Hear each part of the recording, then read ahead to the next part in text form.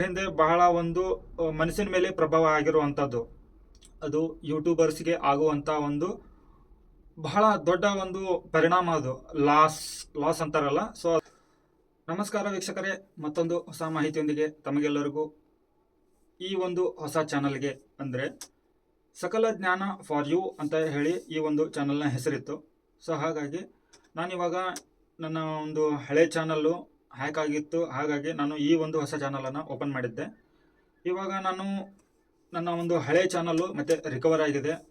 So ನಾನು ಇವಾಗ ಸಕಲ ಜ್ಞಾನ ಫಾರ್ ಯು ಅನ್ನೋ ಒಂದು ಚಾನಲನ್ನು ಟೆಕ್ ಜ್ಞಾನ ಚಾನಲನ್ನಾಗಿ ಟಾಪಿಕನ್ನು ಚೇಂಜ್ ಮಾಡ್ತಾ ಇದ್ದೇನೆ. ಸೊ ಇನ್ನು ಮುಂದೆ ನನ್ನ ಒಂದು ಚಾನಲ್ನಲ್ಲಿ ಯೂಟ್ಯೂಬರ್ಸ್ಗೆ ಏನೆಲ್ಲ ಅಗತ್ಯ ಇರುತ್ತೋ, ಸೊ ಹೊಸ ಚಾನಲ್ ಮಾಡೋದಾಗಲಿ, ವಾಚ್ ಅವರ್ ಕಂಪ್ಲೀಟ್ ಮಾಡೋದಾಗಲಿ, ಸಬ್ಸ್ಕ್ರಿಪ್ಷನ್ ಕಂಪ್ಲೀಟ್ ಮಾಡೋದಾಗಲಿ, ವ್ಯೂಸ್ ಕಂಪ್ಲೀಟ್ ಮಾಡೋದಾಗಲಿ, ವಿಡಿಯೋ ಯಾವ ಥರ ಎಡಿಟಿಂಗ್ ಮಾಡೋದು, ಕ್ರಿಯೇಟ್ ಮಾಡೋದು, ಯಾವ ಸಮಯದಲ್ಲಿ ಅಪ್ಲೋಡ್ ಮಾಡೋದು, ಯಾವ ಥರ ಯೂಟ್ಯೂಬ್ ಕ್ರೈಟೀರಿಯಾಗಳನ್ನು ಕಂಪ್ಲೀಟ್ ಮಾಡೋದು, ಇದ್ರ ಬಗ್ಗೆ ಸಂಪೂರ್ಣವಾದಂಥ ಮಾಹಿತಿಯನ್ನು ತಿಳಿಸ್ಕೊಡ್ತಾ ಹೋಗ್ತೀನಿ. ಸೊ ನಿಮಗೆ ಒಂದು ಕ್ವಶನ್ ಇರ್ಬೋದು, ಯಾಕೆ ಸರ್ ನೋಡಿ ವೀಕ್ಷಕರೇ, ಇವಾಗ ನಾನು ಈ ಒಂದು ಸಕಲ ಜ್ಞಾನ ಚಾನಲನ್ನು ಟೆಕ್ ಜ್ಞಾನ ಚಾನಲ್ ಆಗಿ ಟಾಪಿಕನ್ನು ಚೇಂಜ್ ಮಾಡ್ತಾ ಇದ್ದೀನಿ ಅಂತಂದರೆ, ಇದ್ರ ಹಿಂದೆ ಬಹಳ ಒಂದು ಮನಸ್ಸಿನ ಮೇಲೆ ಪ್ರಭಾವ ಆಗಿರುವಂಥದ್ದು. ಅದು ಯೂಟ್ಯೂಬರ್ಸ್ಗೆ ಆಗುವಂಥ ಒಂದು ಬಹಳ ದೊಡ್ಡ ಒಂದು ಪರಿಣಾಮ ಅದು. ಲಾಸ್ ಅಂತಾರಲ್ಲ. ಸೊ ಅದು ಲಾಸ್. ಆ ಲಾಸ್ ಯಾವ ಥರ ಅಂತ ಅನ್ನೋದನ್ನು ನಾನು ನಿಮ್ಗೆ ಹೇಳ್ತೀನಿ. ನನ್ನ ಒಂದು ಹಿಂದಿನ ಚಾನಲ್ಲು ಸರ್ವಜ್ಞಾನ ಫಾರ್ ಯು ಅಂತ ಹೇಳಿ ಇತ್ತು, ಹಳೆ ಚಾನಲ್ಲು. ಸೊ ಆ ಒಂದು ಚಾನಲ್ಲು ಹ್ಯಾಕರ್ನಿಂದ ಡಿಲೀಟ್ ಆಗಿತ್ತು. ಹ್ಯಾಕರು ನನ್ನ ಒಂದು ಜಿಮೇಲ್ ಐ ಡಿಯನ್ನು ಹ್ಯಾಕ್ ಮಾಡಿಬಿಟ್ಟು ನನ್ನ ಒಂದು ಯೂಟ್ಯೂಬ್ ಚಾನಲನ್ನು ಯೂಟ್ಯೂಬ್ನಿಂದ ಡಿಲೀಟ್ ಮಾಡೋ ಥರ ಮಾಡಿದ್ದ. ಸೊ ಹಾಗಾಗಿ ನಾನು ಒಂದೂವರೆ ತಿಂಗಳ ಹಿಂದುಗಡೆಯಿಂದ ಸತತವಾಗಿ 1.5 ತಿಂಗಳಿಂದ ಪ್ರಯತ್ನ ಮಾಡಿ ನನ್ನ ಒಂದು ಸರ್ವಜ್ಞಾನ ಚಾನಲ್ ಯೂಟ್ಯೂಬಿಂದ ಡಿಲೀಟ್ ಆಗಿರುವಂಥ ಒಂದು ಚಾನಲನ್ನು ಮತ್ತೆ ನಾನು ರಿಕವರಿ ಮಾಡ್ಕೊಂಡ್ಬಿಟ್ಟು ಆ ಒಂದು ಚಾನಲನ್ನು ಮತ್ತೆ ಇವಾಗ ನಾನು ಕಂಟಿನ್ಯೂ ಆಗಿ ನಡೆಸ್ತಾ ಇದ್ದೀನಿ. ಸೊ ವೀಕ್ಷಕರೇ, ಇಲ್ಲಿ ಯಾಕೆ ನಾನು ಇದೇ ಒಂದು ಟಾಪಿಕನ್ನು ಚೂಸ್ ಮಾಡಿಕೊಂಡೆ ಅಂತ ಅನ್ನೋದಾಯ್ತಂದರೆ, ನೋಡಿ ಇವಾಗ ಒಂದು ಯೂಟ್ಯೂಬರ್ ಆಗಬೇಕು ಅಂತಂದರೆ ಆ ಒಂದು ಯೂಟ್ಯೂಬ್ ಕ್ರೈಟೀರಿಯಾಗಳೇನಿದಾವಲ್ವಾ, 4,000 ವಾಚ್ ಅವರ್ ಆಗಬೇಕು, 1,000 ಸಬ್ಸ್ಕ್ರಿಪ್ಷನ್ ಆಗಬೇಕು. ನೋಡಿ ವೀಕ್ಷಕರೇ, 1,000 ಸಬ್ಸ್ಕ್ರಿಪ್ಷನ್ ನೀವು ನಿಮ್ಮ ಫ್ರೆಂಡ್ಸ್ ಆಗಿರ್ಬೋದು ಅಥವಾ ಲಿಂಕ್ ಯಾರಿಗಾದರೂ ಶೇರ್ ಮಾಡಿ, ನಾನು ನಿಮ್ಮ ಫ್ರೆಂಡು, ನೀನು ಕಸ್ಟಮರ್ ಆಗಿರ್ಬೋದು ಅಥವಾ ಏನೋ ಒಂದು ಪ್ರಯತ್ನ ಮಾಡಿ ನೀವು 1,000 ಸಬ್ಸ್ಕ್ರಿಪ್ಷನನ್ನು ಕಂಪ್ಲೀಟ್ ಮಾಡ್ತೀರಾ. ಆದರೆ ಈ 4,000 ವಾಚ್ ಅವರು ಬಹಳನೇ ಕಷ್ಟ ಇರುತ್ತೆ ವೀಕ್ಷಕರೇ. ಯಾಕೆಂತಂದರೆ ಒಬ್ಬ ಯೂಟ್ಯೂಬರು 4,000 ವಾಚ್ ಅವರು ಕಂಪ್ಲೀಟ್ ಮಾಡಬೇಕು ಅಂತಂದರೆ ಅವನು ಸತತವಾಗಿ ವಿಡಿಯೋನ ಅಪ್ಲೋಡ್ ಮಾಡಬೇಕು. ಆ ವಿಡಿಯೋಗೆ ವ್ಯೂಸ್ ಬರಬೇಕು. ವ್ಯೂಸ್ ಬಂದಿರೋದು ಅದು 1 ನಿಮಿಷ ನೋಡ್ತಾರೋ, 30 ಸೆಕೆಂಡ್ ನೋಡ್ತಾರೋ, ಅಥವಾ ಸ್ಕಿಪ್ ಮಾಡ್ತಾರೋ, ಅಥವಾ ಇಂಟ್ರೆಸ್ಟ್ ಕೊಟ್ಬಿಟ್ಟು ಪೂರ್ತಿ ವಿಡಿಯೋನ ನೋಡ್ತಾರೋ, ಅಥವಾ ಏನೋ ಒಂದು ಕಷ್ಟಪಟ್ಟುಬಿಟ್ಟು ಯೂಟ್ಯೂಬರ್ಸ್ ಆಗಿರ್ತಾರೆ. ಸೊ ವಾಚ್ ಅವರ್ ಕಂಪ್ಲೀಟ್ ಆಗುತ್ತೆ, ಸಬ್ಸ್ಕ್ರಿಪ್ಷನ್ ಕಂಪ್ಲೀಟ್ ಆಗುತ್ತೆ, ಮಾನಿಟೈಸ್ಗೆ ಅಪ್ಲೈ ಮಾಡಿದಾಗ ಅಲ್ಲಿ ಕೂಡ ಸಮಸ್ಯೆ ಇರುತ್ತೆ. 3 ಸ್ಟೆಪ್ ವೆರಿಫಿಕೇಷನ್ ಇರುತ್ತೆ. ಅಲ್ಲಿ ನಿಮ್ಮದು ಐಡೆಂಟಿ ವೆರಿಫಿಕೇಷನು, ರಿವ್ಯೂ, ಇದೆಲ್ಲ ಮಾಡಿ ಅವನು ಒಬ್ಬ ಕಂಪ್ಲೀಟ್ಲಿ ಒಂದು ಪೂರ ಯೂಟ್ಯೂಬ್ ಮಾನಿಟೈಸ್ ಆಗೋವರೆಗೂ ಕೂಡ ಒಬ್ಬ ಯೂಟ್ಯೂಬರು ಎಷ್ಟು ಕಷ್ಟಪಡ್ತಾನೆ.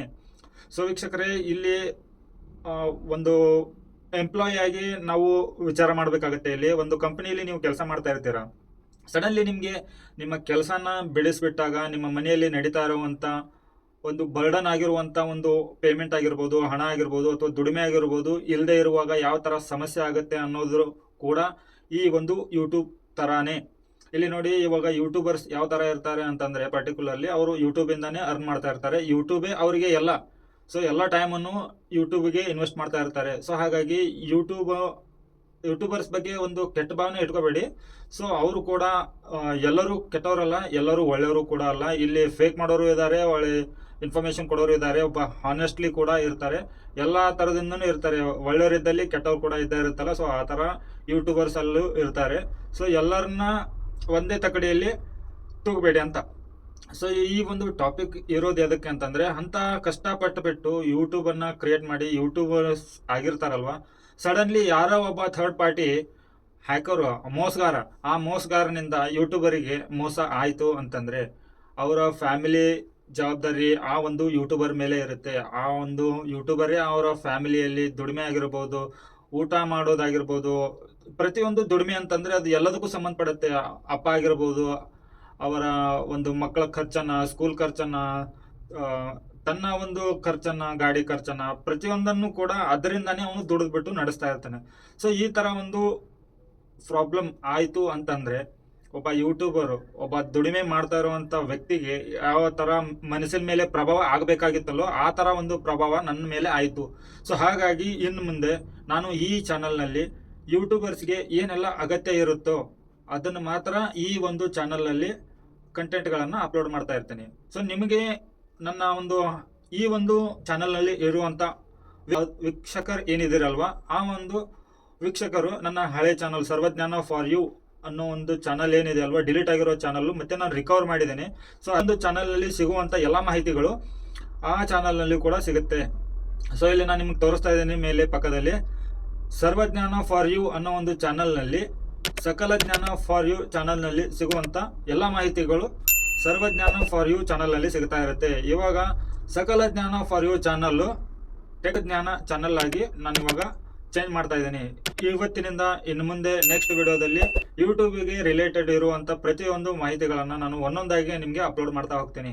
ಸೊ ವೀಕ್ಷಕರೇ, ಈ ಒಂದು ಮಾಹಿತಿಯು ತಮಗೆ ಗಮನದಲ್ಲಿ ಇರಲಿ ಅಂತ ಅನ್ನೋದಕ್ಕಾಗಿ ಮೊದಲು ನಾನು ಇವಾಗ ನನ್ನ ಚಾನಲ್ ಬಗ್ಗೆ ಅಥವಾ ನನಗಾಗಿರೋ ಮೋಸದ ಬಗ್ಗೆ ಇನ್ನು ಮುಂದೆ ಯಾವುದೇ ಥರ ಯೂಟ್ಯೂಬರ್ಸ್ಗೆ ಆಗಬಾರ್ದು ಅಂತ ಅನ್ನೋದು ಒಂದು ಒಳ್ಳೆ ಭಾವನೆ ಇಟ್ಕೊಂಡ್ಬಿಟ್ಟು ಈ ಒಂದು ಚಾನಲನ್ನು ನಾನು ಟಾಪಿಕ್ ಚೇಂಜ್ ಮಾಡಿಬಿಟ್ಟು ಚಾನಲ್ ಹೆಸರು ಕೂಡ ಚೇಂಜ್ ಮಾಡಿಬಿಟ್ಟು ಇವಾಗ ನಾನು ಎಲ್ಲ ರೆಡಿ ಮಾಡ್ಕೊಂಡಿದ್ದೇನೆ.